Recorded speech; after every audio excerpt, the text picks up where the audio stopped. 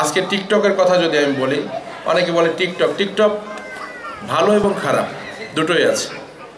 আমি সকলকে অনুরোধ করব, বিশেষ করে তোমরা যদি টিকটক কেউ করে থাকো, দয়া করে এই যে ডান্স দেওয়া, নাচ দেওয়া, গান করা, এইগুলার থেকে একটু বোধহয় বিরত থাকতে হবে। কারণ একটা সময় রাজা বাদশাদের টাকা ছিল, জমিদারের টাকা ছিল, গরিব মানুষের মেয়েকে নিয়ে এসে রাজমহলে কিন্তু উনি শুয়ে থেকে সুরা পান করতেন, আর গরিব মানুষের মেয়ে কিন্তু নাচ গানা করত।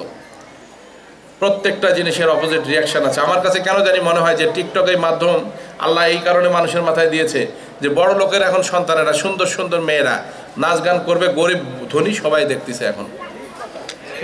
বোঝেন না এই কথাটা? যে টিকটকের মধ্যে গরিব মানে কি, বড় লোকের মেয়েরা এখন নাচে। কোনো দিন যদি বলা হয় যে কোটিপতির মেয়ে তুমি একটু নাচো তো বাবু, নাচবে কখনো? কিন্তু দেখেন যে যদি টিকটক করে থাকে, ও টিকটকের মধ্যে এমন নাচ শুরু করছে, মানে পারলে মোবাইলের স্ক্রিন ভেঙে যায় আর কি। আমি এই কথাগুলো তোমাদেরকে সমৃদ্ধ হবার জন্য বলছি। টিকটক করো, এমন কোনো মেসেজ দাও যে মেসেজটাতে অনেকে টিকটক করে। আমারও কিন্তু অসংখ্য টিকটকের ভিডিও আছে, আমার ম্যাক্সিমাম বক্তৃতা রয়েছে। আমি কোথাও হেঁটে যাচ্ছি, সেখানে আমার দুইটা কথা আছে। আমি সব সময় চেষ্টা করেছি যে মানুষকে সমৃদ্ধ হবার জন্য, দেশের মানুষকে অ্যালার্ট হবার জন্য কিছু কথাবার্তা যেন তাদের কানে পৌঁছানো যায়, সেই পারপাসে আমি কথা বলেছি, সেটাই টিকটকে যায়। আমি অনুরোধ করে দিই, যারা তোমরা টিকটক করো, তোমরা আমার উপরে খুব রাগ করবো হয়তোবা, যে হয়তোবা এমপি সাহেব নাচতে নিষেধ করতেছেন।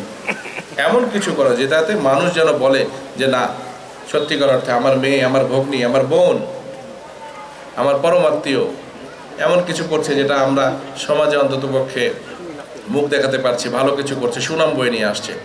এমন কিছু করো না যাতে ওই টিকটকের ভিডিও বাইর করে তোমার বিয়ের সময় তোমার শ্বশুর শাশুড়ি হাতে যায় আগাম, যে বউ তো আমার খুব ভালো নাচতে পারে, বউ না নাচি দেখাও কেন, কেন বোঝেন নাই?